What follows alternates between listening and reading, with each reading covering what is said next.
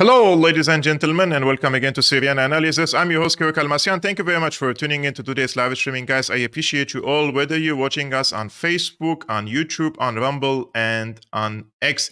Today, I'm joined by Alex Rubinstein. He's an independent journalist and co-host of Active Measures with Keith Klarenberg. Alex, thank you so much for coming to Syriana Analysis today. This is an interesting name, by the way, Active Measures. How did you come with that name?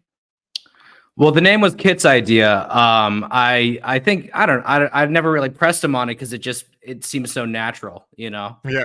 And with his cat, it looks also very interesting at the end of the video as you're posting the cat video. Yeah, that's actually my kitty. I just rescued him. But I thought that putting him in that clip would entice people a little bit more to hit the subscribe button. You know? Yeah, that's clever. That's actually I'm more like a dog person. And I haven't come to contact, let's say, proper contact with cats until I moved to Germany. And then I understood that cats are completely different words. It has nothing to do with the dog mentality and the dog universe. So I adopted. In Syria, I didn't used to like cats. And now in Germany, I like cats and I like dogs. And I have also golden retriever. It's a shared adoption. And it's great to have a pet in your life, actually.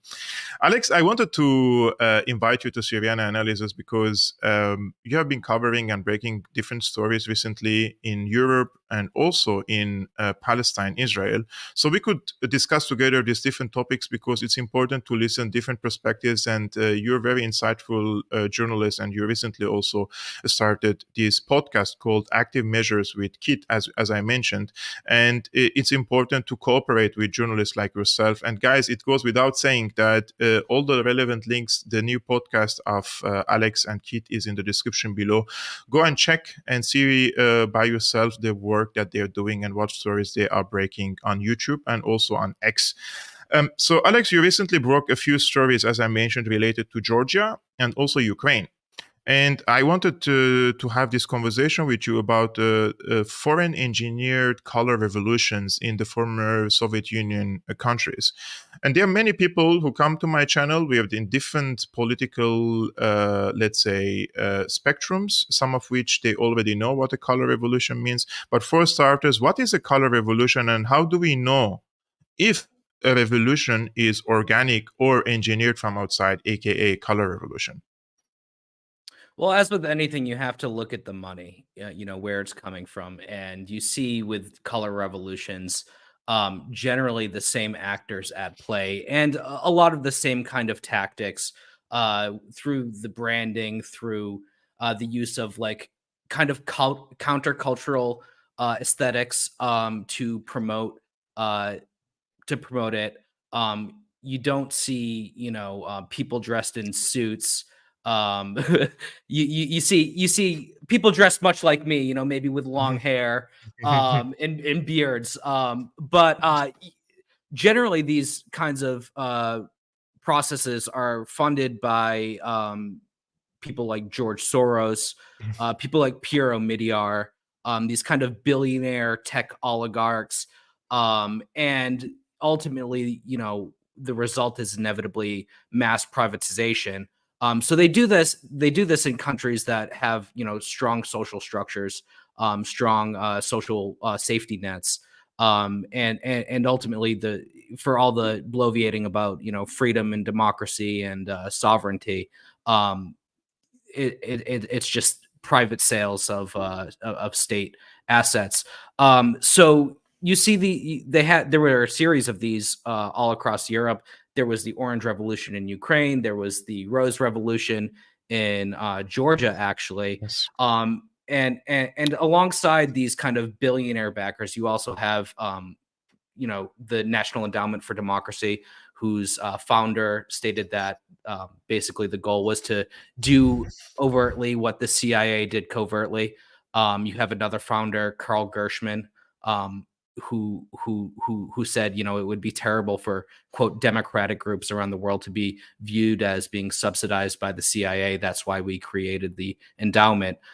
So what the NED does is it pumps money into what's called civil society organizations, or NGOs, non-governmental organizations, and, you know, oftentimes trains them in revolutionary tactics. A great example of Mm, this is an organization called Canvas, who provided training to Juan Guaido in Venezuela, who has been active in Ukraine and Georgia and Iran, all these places where you see these. And typically, the goal with these color revolutions is to mobilize the youth towards revolution. And groups like Canvas very explicitly train them in revolutionary tactics, so-called nonviolent. But if you mm. look at any kind of live feed of these demonstrations, you can see how much that word really means. And then and Canvas has been active in Georgia, I believe, back in October or September of last year. 3 of their representatives were detained by the security services, who accused them of working with USAID, which is another kind of CIA cutout, to train Georgians in revolutionary tactics. And then the homegrown Georgian organization that people really should be looking at would be an organization called the Shame Movement, Hmm. which is directly funded by the National Endowment for Democracy. And if you go, I do this in my little investigation, I go to their resource page and I show that basically all of their resources are training activists to deal with law enforcement. Wow. This is similar to what they do in Armenia, for example. In Armenia, also, there was what is called the Velvet Revolution in 2018. And you see it's similar pattern. And correct me if I'm wrong, this is my understanding of the color revolution.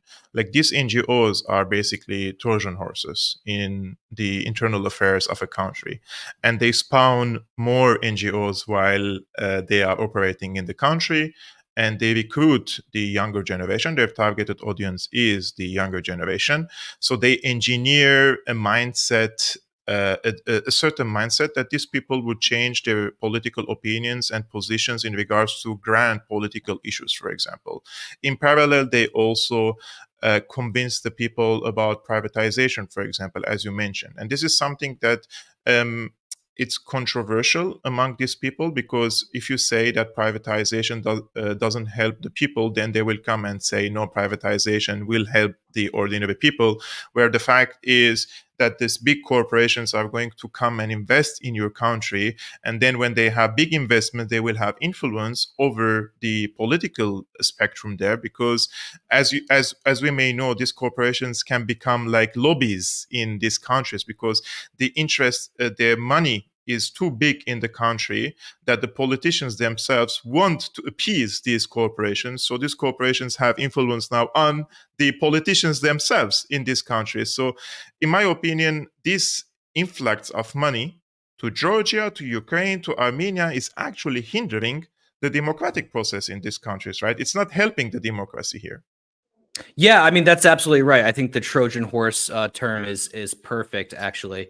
And you have these people, and very frequently you hear these lofty ideals, words like democracy and so on. But really, what it does is it strips the sovereignty away from the country, without the ability to, determine gas prices, for example. Yeah. Then you're completely beholden to outside influence.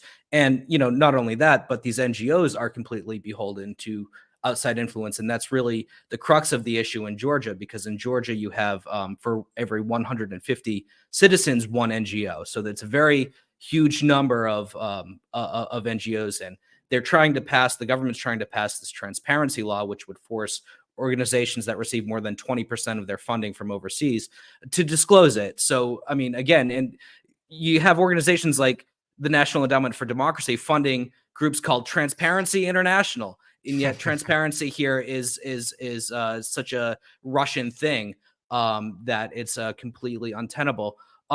So you have huge amounts of money.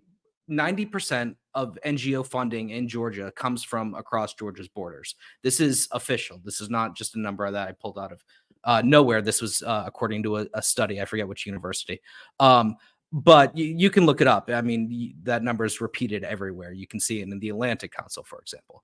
Mm, So you have this battle that I think could very quickly descend into civil war. And the reason is because the opposition is strong, the public is divided, and you have, for example, the prime minister supports the law, the president does not. So, and ultimately, I think the goal here is for the West is to let that country descend into civil war and use it as a new front against Russia.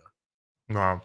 This is something they're trying to do also in Armenia, and this is not a coincidence that the timing in these both countries and this the attempt to turn Armenia into pawn against Russia, and at the same time Georgia is now, when the democratically elected parliament, which basically represents the people, they are trying to pass this law.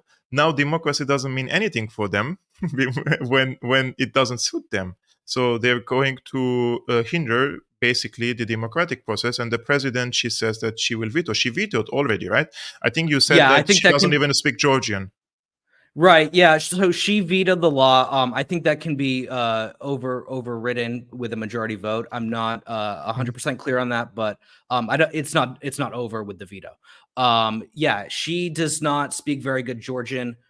She didn't visit Georgia until she was like 34 years old. She was born in France. She trained under Zbigniew Brzezinski. Total Western asset. She was French ambassador to Georgia before she was president. Um, Wow. I mean, and it's hilarious. There are incidents where she, during her campaign, said that the beauty of Georgia means that you can shove something anywhere you want. Um, she was talking about archaeology, and it was just a total miscommunication there. But it angered Georgians at the time. And again, this is like it boils down to sovereignty because you have basically a French career diplomat Hmm. as president of your country. So you see that, and the NED is throwing a fit over this. The United States Agency for International Development is throwing a fit for this. The U.S. Embassy is threatening that Georgia won't be able to join the EU.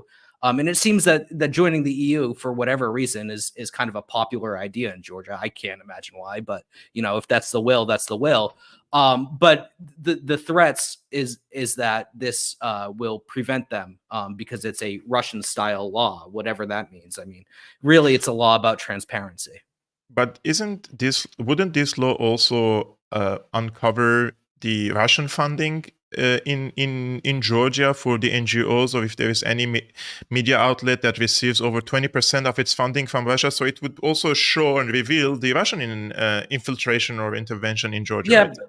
I mean, presumably, yeah. I see no reason why it wouldn't. I would just kind of say that Russia doesn't really conduct its foreign policy in the same way as the United States or the EU.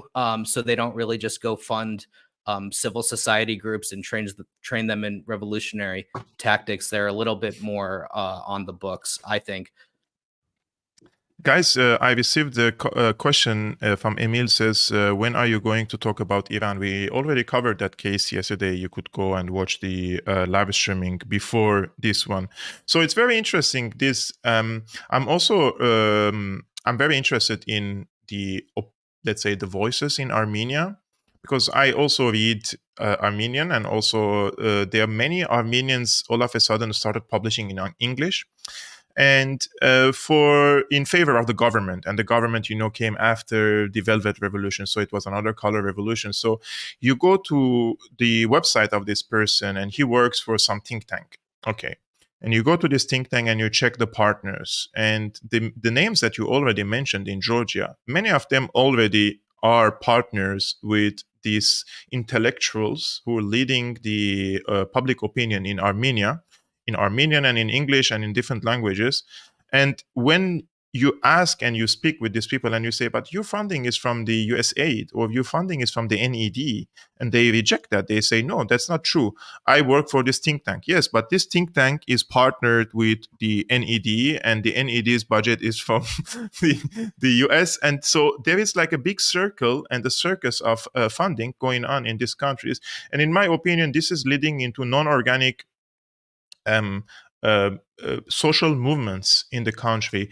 And if you engineer a social movement, or if you engineer a public opinion, it's not a public opinion. And if you need a foreign money to sustain a democracy, it's not a democracy, because this has to be developed by the people. This has to be convinced by the people. This has to be a natural development of the values of the people. And you mentioned a very important thing, that the target of these organizations are mostly in countries, for example, that have social cohesion. They have clear structures. They have clear genders, for example, right? And those are some of the things that they really target. Like, I've been going to Armenia in the past, let's say, 8 years on an annual basis, and you see a change. Like when I used to go in 2017, before the revolution, for example, it's different, even in the dress code. Now you see more, for example, women dressing like in a gender neutral way. Like the dresses are changing, the convictions are. I don't think in a matter of 2-3 years, the people all of a sudden woke up to the fact that we're going to change our social roles, we're going to change our gender roles. We decided that the church has to be sidelined.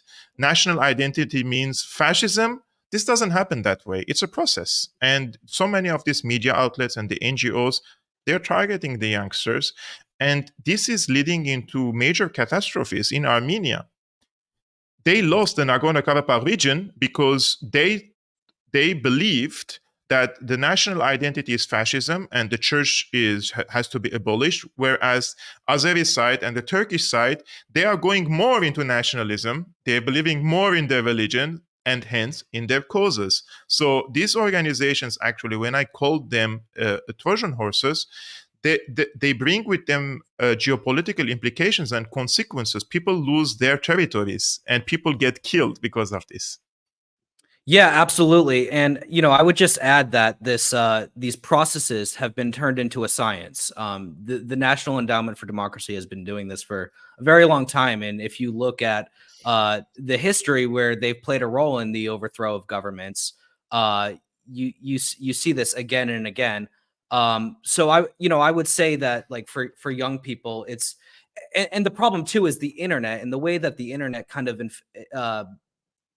it infects people's minds, because young people, they see, for example, a Molotov cocktail being thrown, and Yeah. they think, oh, this is a revolution, this is a good thing.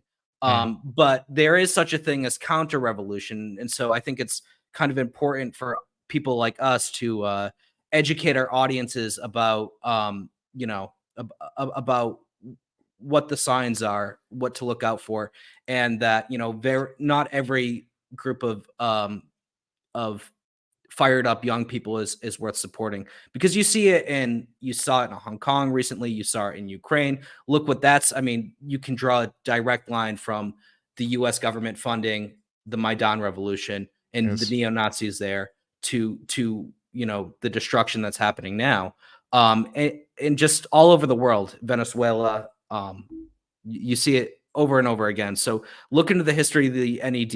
If the NED is funding a huge number of projects in your country, be very careful. Try to find out what they are. Put that information out there. Tell your friends, because it can very, very easily lead to, as we see, war. Yeah.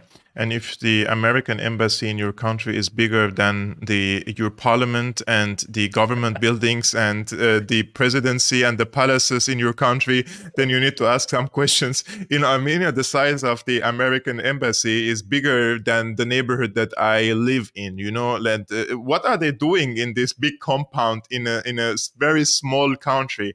If there are not over 200 CIA operatives in this building, they don't need all these big compounds and all these offices in the country. They are leading diplomatic intelligence work there, and it's happening on your soil, on your territory.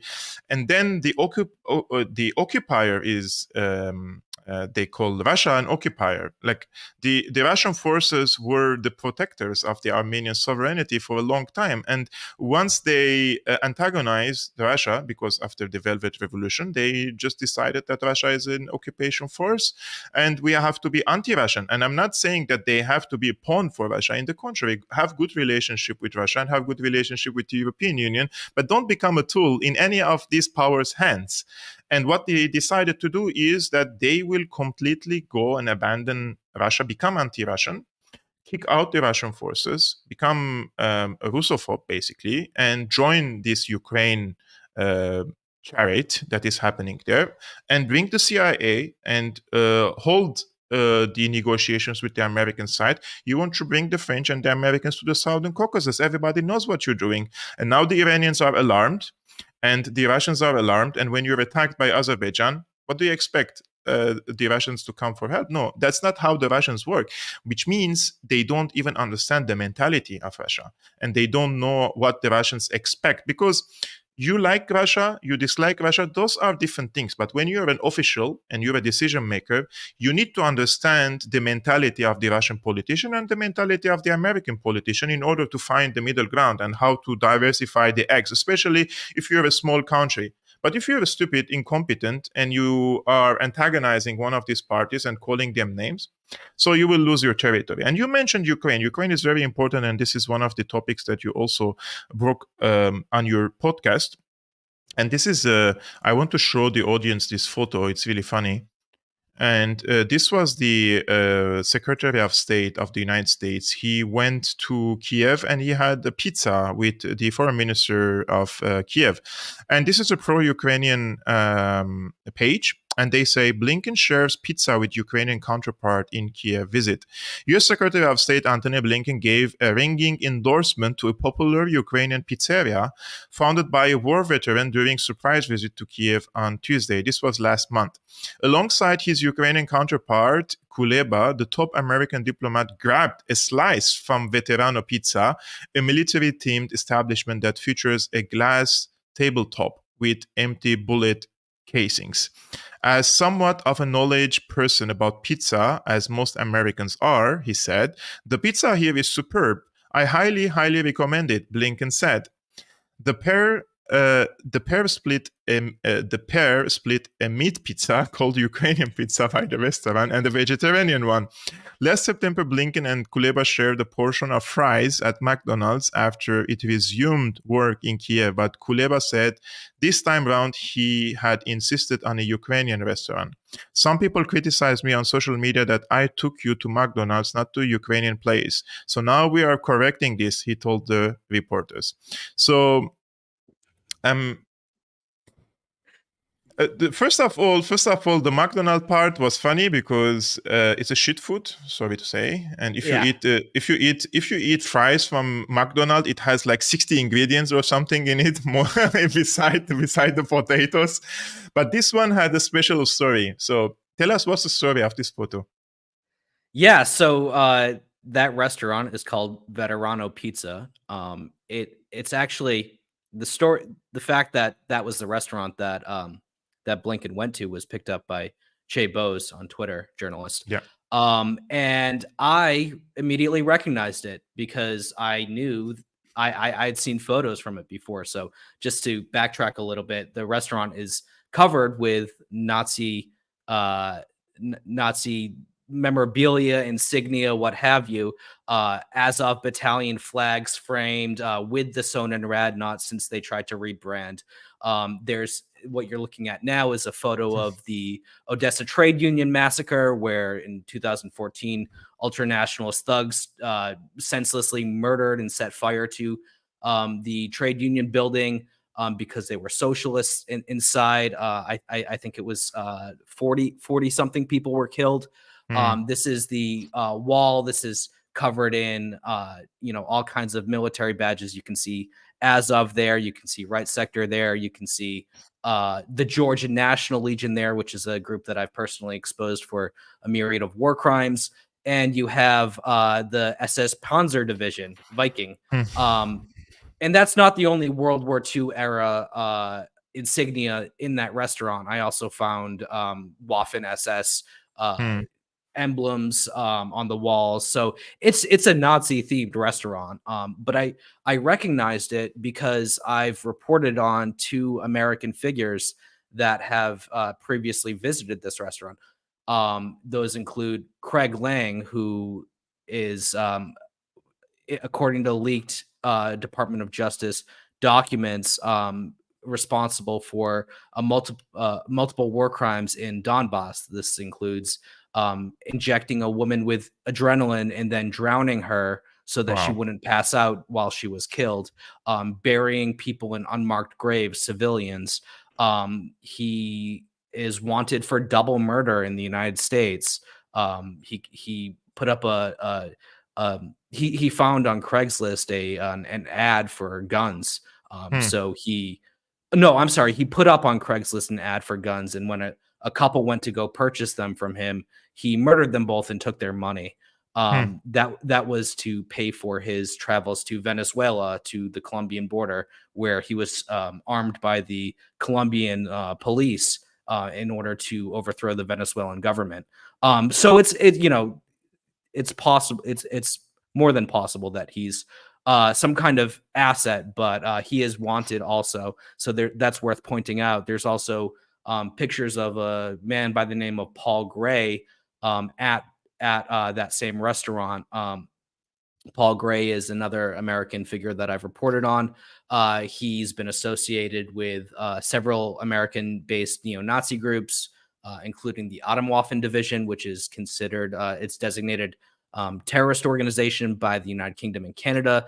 They had at a point planned attacks on Baltimore's electricity grid in order to freeze out Black people during the winter, Wow. basically commit an ethnic cleansing of Baltimore. They also trained with the Azov battalion. So this restaurant is kind of like a cultural landmark for the neo-Nazis in Ukraine, and for Blinken to visit there. I think it just speaks volumes about the cynicism of the U.S. government, because this is simultaneous to people like Anthony Blinken condemning, liberal Gen Z activists for protesting the genocide in Gaza. I would also add that the owner of the Veterano group, I searched on his Facebook page for some key terms, and I found, for example, praise for the C14 organization, which is a neo-Nazi group Hmm. that has carried out ethnic cleansings, pogroms of Roma populations. The 14 in their name stands for the 14-word slogan, the Hmm. well-known neo-Nazi phrase. So these are avowed Nazis, and the owner has praised them. So there's not really a whole lot of room for ambiguity here. It's getting really embarrassing, in my opinion, for Ukrainian. I mean, embarrassing maybe is not the right word, even, because they're not trying to hide these emblems and these slogans. But the journalists are finding a hard time to deny the allegations against the Ukrainian forces, right? Like, the photographers are really trying to cherry pick the photos that they already took and shot in Ukraine.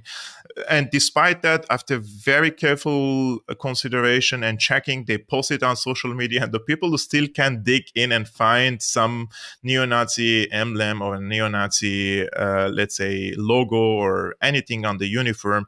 And one of these stories that you broke was in Germany, right? The Ukrainian forces are getting training in Germany, and they were caught raising neo-Nazi slogans, or they were wearing something. Well, it's so I found a document from the Bundestag, Germany's parliament, which gets into that. They don't really specify what the offense was, but what it does say is that upon arrival in Germany for training, Ukrainian soldiers are immediately educated in like what's not allowed. So Hmm. people have been saying, "Oh, well, there's like only 7 people that had their trainings canceled and they were deported back to Ukraine." Only 7. Well, it's only 7 that were stupid enough to display the things that they were explicitly instructed not to display. Hmm. And not only that, but German soldiers are also given an education before they make contact with Ukrainian soldiers, because apparently this is like not really an issue at all. Ukrainian soldiers displaying neo-Nazi stuff. So the document doesn't really specify. The weird thing is that it's a response to the AFD party, because apparently the AFD is the only one that's interested in pressing the government on whether this has had to happen, because German laws are so stringent about what symbols can be displayed. So this was actually at the forgive me if I'm pronouncing this wrong, of the Grafenwoher training area in Germany. And there's actually another story that I have that connects to that same training facility.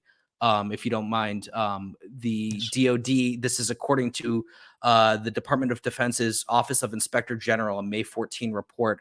The DoD had limited ability to ensure Ukrainian trainees' compliance on human rights. So the U.S. has a set of laws called the Leahy laws. And what these do is basically they forbid the United States from training groups that have engaged in gross human rights violations.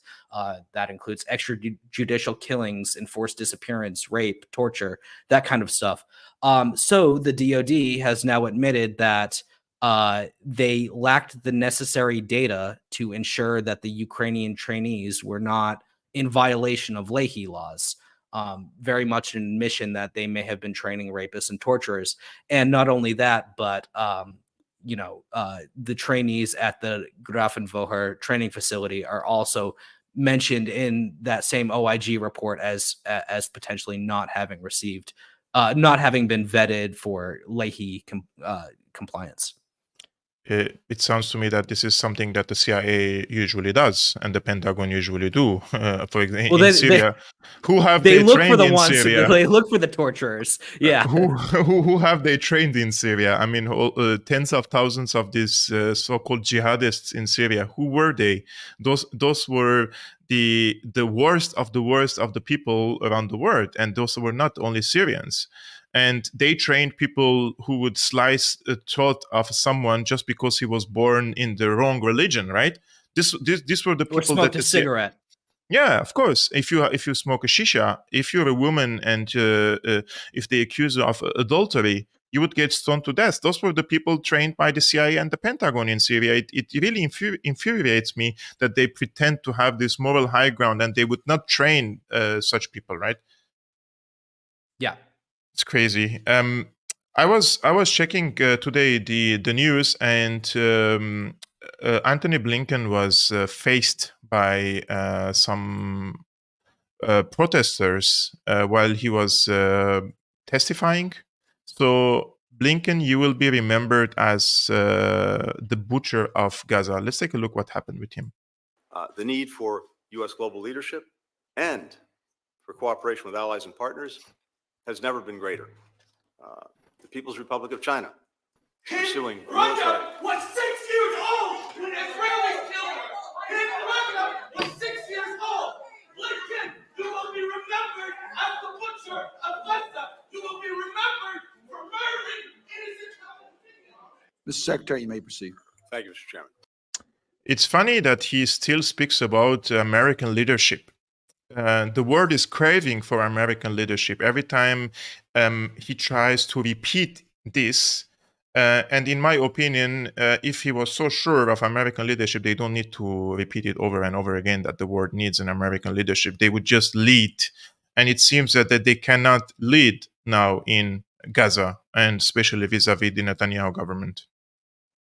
Yeah, well, I think it's pretty clear that that the Netanyahu government doesn't really care all that much what the U.S. government has to say at this point. There may have been a point where it did, but I think that they're very much willing to do things and ask for permission after it's done. And you see this with the invasion of Rafah that they're planning. There's a lot of, this is something that we've been talking about on active measures. There's, I think significant reason to believe that Netanyahu's days are numbered because he's kind of not really he's between a rock and a hard place. So for example, you have the international community. The ICC has issued arrest warrants. The US government is very wary of seeming like they are supplying, providing the materials being used in the war crimes that are happening. And you have a lot of reports of frustration by the Biden administration with the Netanyahu government. As my colleague Kate Clarenberg pointed out in our last show, there are recordings of Barack Obama complaining with the Prime Minister of France, Nicolas Sarkozy at the time, about how awful it was to deal with Netanyahu. On top of it, you have mainstream media reports of an open revolt by the security establishment in Israel. The Gallant and the head of the IDF, the head of the Mossad, the head of Shin Bet, they're all basically at their wits' end with him. And simultaneous to that, you're starting to see protests in Tel Aviv against him, the largest protest since October 7th.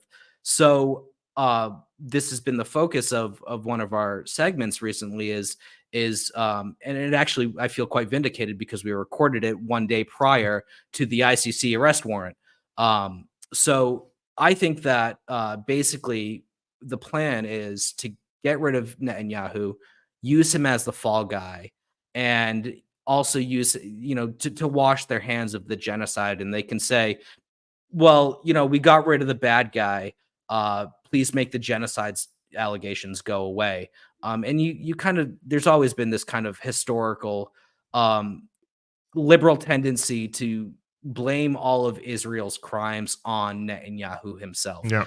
So you have people that say, oh, I'm a progressive Zionist. I don't like Netanyahu, but I believe in Israel's right to exist. But, I think it's pretty clear to anybody who follows the news closely that the problem is much greater than I totally Benjamin agree with Netanyahu. you. They're looking for a scapegoat now, a sacrifice for what happened in Gaza is they cannot erase it from the record. The footage is there, the data is there, the UN reports are there, human rights reports are there. There is undeniable intention to ethnically cleanse the Palestinians, and the Israeli officials saying it out loud every day.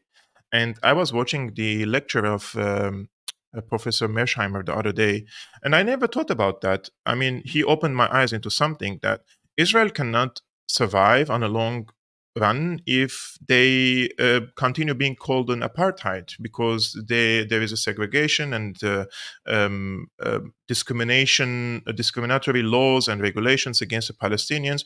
I mean, 20 to 30 years from now, it's unacceptable for Israel to continue being called an apartheid. So they thought it's a brilliant idea to ethnically cleanse the Palestinians from Gaza and then focus on the West Bank so that they would no longer be called an apartheid on the long run. And this is a bigger sin than the current sin itself.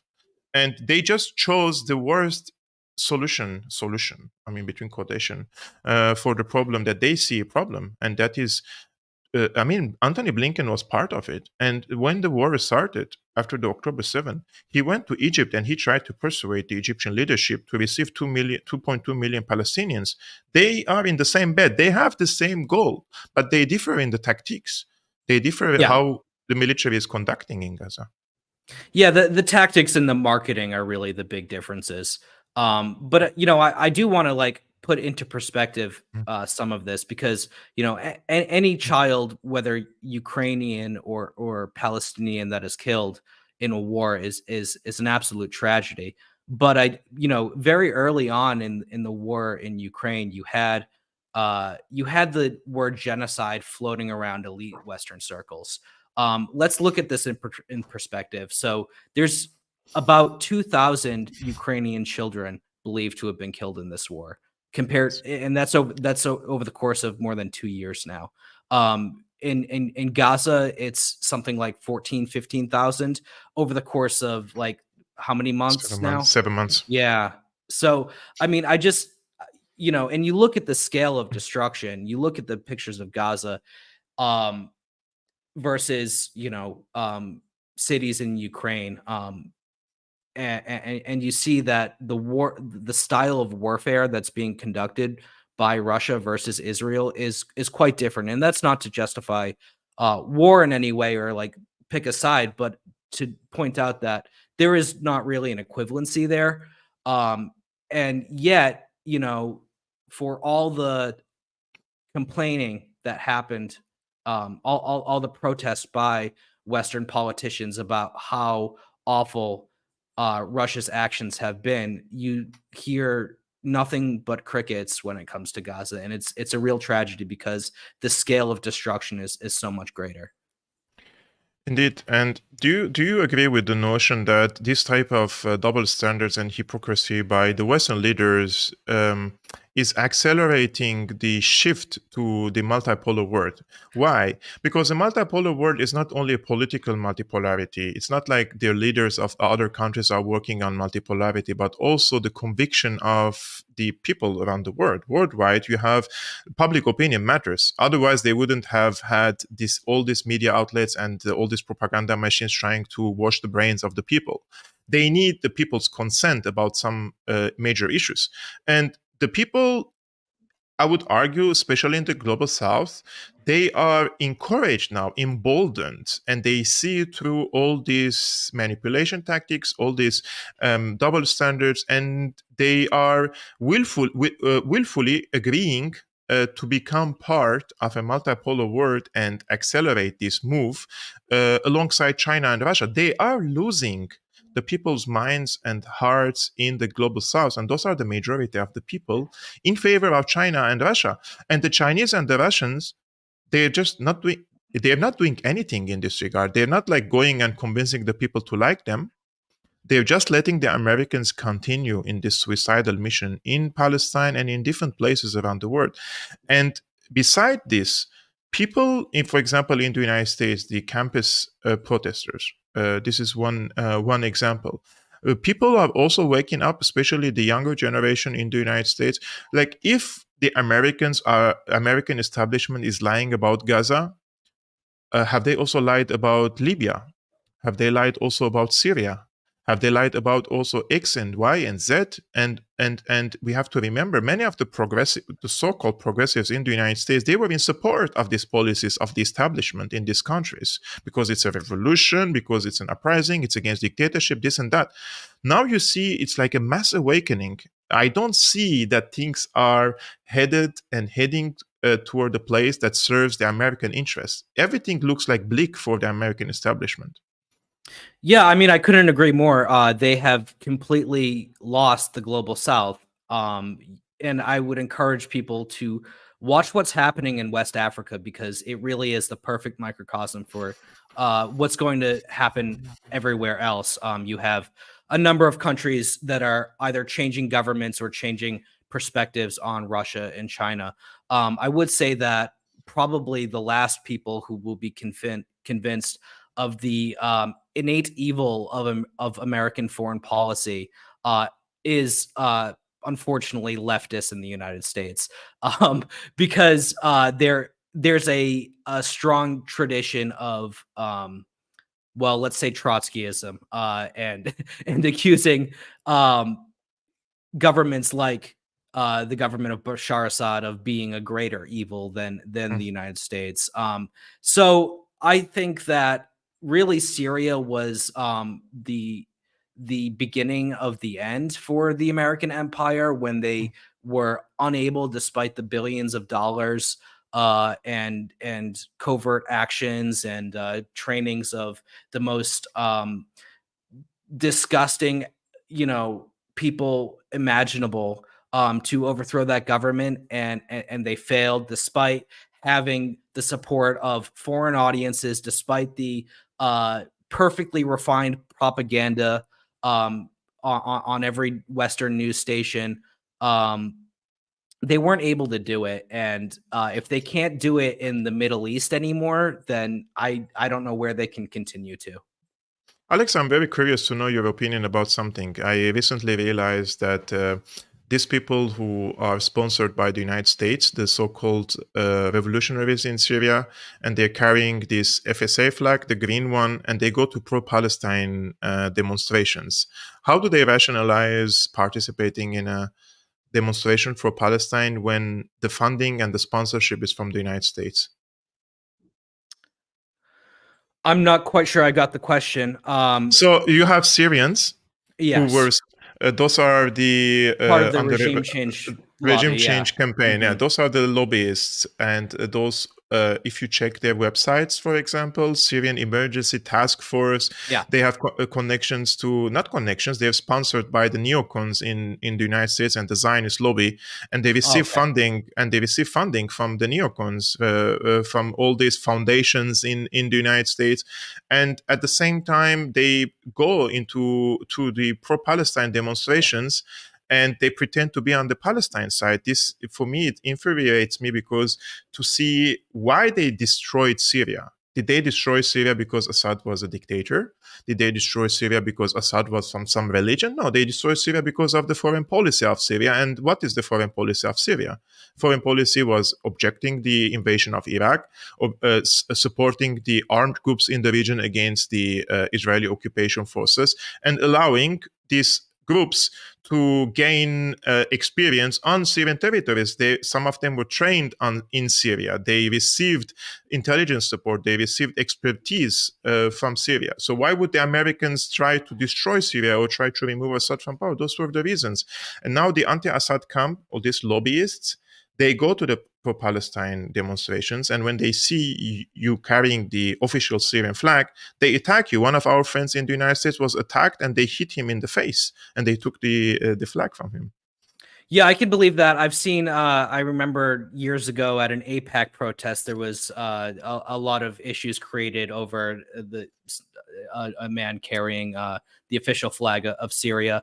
I think that it takes a special kind of schizophrenic foreign policy analysis to think that the U.S. bombing your country and funding jihadists, people who are not very friendly to whatever leftist pet political cause you have, and say that that's somehow a good thing. I like to point out over the years, prior to October 7th, and during the war in Syria, that if you go, all these people support Palestine, but if you go and look at the statements, for example, from the PFLP, they are very pro-Assad, and yet you have these activists saying that Assad is a white supremacist. So, and his supporters are white supremacists. So, are you telling me that the PFLP are white supremacists? Is that the argument? It's total dissonance, and it's the only kind of dissonance that can. It's a special kind of dissonance that can only come from being trying to be standing for human rights while in the imperial core. It doesn't necessarily have to be that way, but it's quite common. Indeed. Alex, where can the audience find your work? You're on YouTube now, you're on Rumble, and also on X, right? We're on YouTube, Rumble, X, Substack, just about anywhere you want to look for us. Anywhere we're working on getting on Apple Podcasts and more traditional audio only podcast platforms. We do not just the podcast, but we do standalone investigations. The channel is called Active Measures. You can add an 8 typically to the URL to find us. So youtube.com/active measures 8, for example. And we're a growing channel. So I personally want to thank you for giving me the chance to promote the channel on your platform. In the contrary, I feel this is like a duty for me to. I was lucky to grow my channel early on, and I would like to shed light on the new channels and to grow their audience as well. Guys, Active Measures 8, if you put the, as we say, after youtube.com @activemeasures8.com, and also I already put the links in the description below on YouTube, on Substack, and X. Go and follow and check what the type of work, especially the investigative works that they are posting. It's important. That's why when I watched it on X, it just popped up in my, let's say, timeline, and I wanted to have it. So thank you so much, Alex, for coming to this live streaming with me. It's my pleasure. Thank you. Guys, Thank you so much for tuning into today's live streaming. I appreciate you all. You are all watching us, around 600 people in different platforms. I appreciate every one of you. If you like this content, just hit the like button and share it with your friends, and check if you're already subscribed to the channel. 60% of the viewers of the channel are not subscribers. That would be a great help to me if you want to support this channel. And if you want to support in different ways, you can become a patron. The link is scrolling on the screen, patreon.com/Syriana Analysis. And I will see you tomorrow on Thursday, 5 p.m. Central European Time, 11 a.m. Eastern American Time. Peace be upon you, upon your families. Salam.